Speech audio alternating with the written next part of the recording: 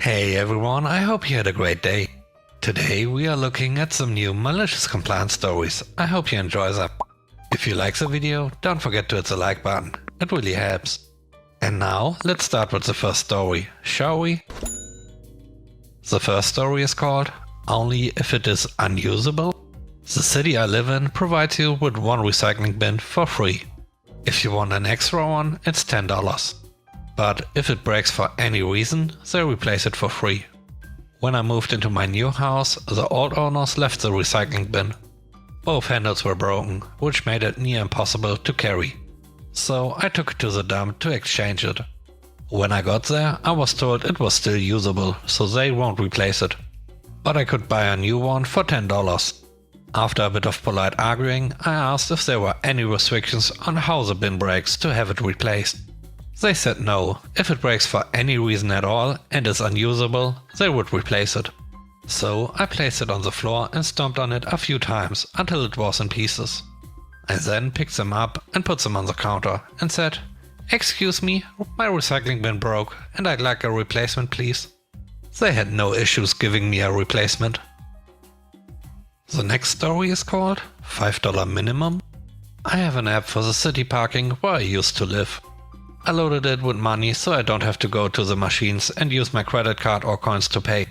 Makes life easy, lets you know how much time is left, life is good. Well, after not working for quite some time, I took a job across the country. We have a big country. I get all my affairs in order and get to my new city, change over all the IDs, all my forms and move on with my life. Some time passes and I get an email from the old city parking app for updating something. I load up my account as I should delete it. But it shows I still have a balance left just under $5. I had completely forgotten about it. It felt like the times you put on a code and find some money in the pocket. I sent off an email to the city email for the app, requesting a refund as I will not be using the account again. The worker calls me a day or two later, very apologetic. She had processed it and sent it for a refund, but the city policy won't issue refunds for under $5. She was very friendly and kind, and you could tell she felt bad having to tell me this. I asked, if I put more money onto my account, you will then be able to refund the money? She laughs and says that is ingenious. It will create double the work for them, but yes, I can do that. So I have now put more money onto my account and sent an email for a new refund. I will enjoy my coffee tomorrow on that extra couple of dollars I will get back. The third story is called You Won't Reply to All Emails. I'm a teacher and this here is an interesting one, as we can all assume. I have a very engaged parent. I'm all about that. I rather enjoy communication with parents. This parent has a habit of using email like text. In the same email chain she will type out a sentence or two and send. And then another sentence or two and send. This past week it was a 5-minute period, sending me an email every 30 seconds. I waited for the emails to stop, read them all and responded once. I was usually ignoring the emails where she is correcting her spelling in a previous email. She called the school, saying I wasn't responding to all her emails or quick enough. I explained to my administrator what the situation was and he said that this parent needs reassurance, so I should do my best. Friday I got another flurry of emails.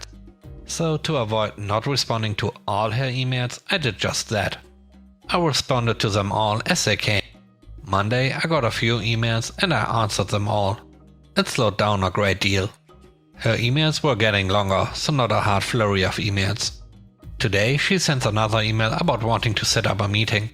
Because as much as I give extended time to turn in assignments, and as much time as needed on tests, and give rubrics, written and spoken assignments, and have the students repeat it back to me and answer all questions, it isn't enough.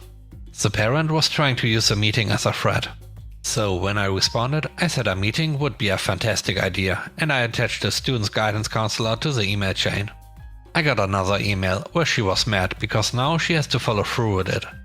I responded saying all emails will have the guidance counselor attached in my reply from now on. The next story is called As Early as Possible. I deliver newspapers for my side hustle. The rule is before 6 AM. But a few years ago, one person always complained. They want their paper as early as possible. Like the second it rolls off the printing press, it should be in the mailbox within 3 seconds. This is not gonna happen. But I did rearrange my route so that they got their papers as early as possible with my supervisor's permission, as we were tired of the complaints. The problem? They had a dog. That's how they were so aware of their delivery time. So now, instead of the dog barking his head off at like 4:45 AM or so, he was barking his head off at 2 AM when I was delivering. They started complaining about too early, and I reminded them that they asked for as early as possible and continued to do so. The next story is called Safety Hazards. We live in a communal block of flats by the council. We are lucky to be surrounded by a fair chunk of grass and enclosed off from any roads. At the semi-beginning of lockdown, we bought a second-hand trampoline off of Facebook for our kid. He has it for about a month before we get slapped with a notice from the council. It said we have 2 weeks to remove it for safety violations. So I ring up the council lady and say that it is for my kid. She doesn't care in the slightest, keeps giving the robot response of "we can't have it as it is a safety hazard." We didn't know when we got it that we weren't allowed. But we hid it in such a way between big bushes and trees that you wouldn't know it was there unless you went looking for it. This lady says it was reported by a neighbor and that's why they know about it. There was no way of getting around it, we had to get rid of it. But they are worried about safety hazards? I can show them. I sent her a very long list of everything that I found, from other people's garden furniture to loose bricks and paths. Loose handrails, no fire safety, trees falling down in storms, and owners with aggressive dogs. Must have been 50 odd hazards. She had to reply to every single one. Also, I managed to sell the trampoline for more than I paid for it. Downside, they stole one of the bins. We spoke to 95% of our neighbors before we did this. That way we had as many safety concerns on there as possible. Everyone immediately said one specific neighbor rented out the trampoline, which we assumed they did anyway. None of the neighbors like them, and the majority of the stuff outside was theirs and has been dumped there for months and is mostly broken. The last story is called "Look, it's invisible." During my pregnancy I had gestational diabetes. This meant I had to closely monitor my blood sugar levels 6 times a day.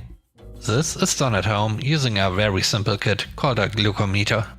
You prick your finger with a tiny needle, insert a strip inside a little machine and it gives you a number. And you plan how much sugar you have to eat according to it. One day I lost my glucometer. I have to carry it with me at all times.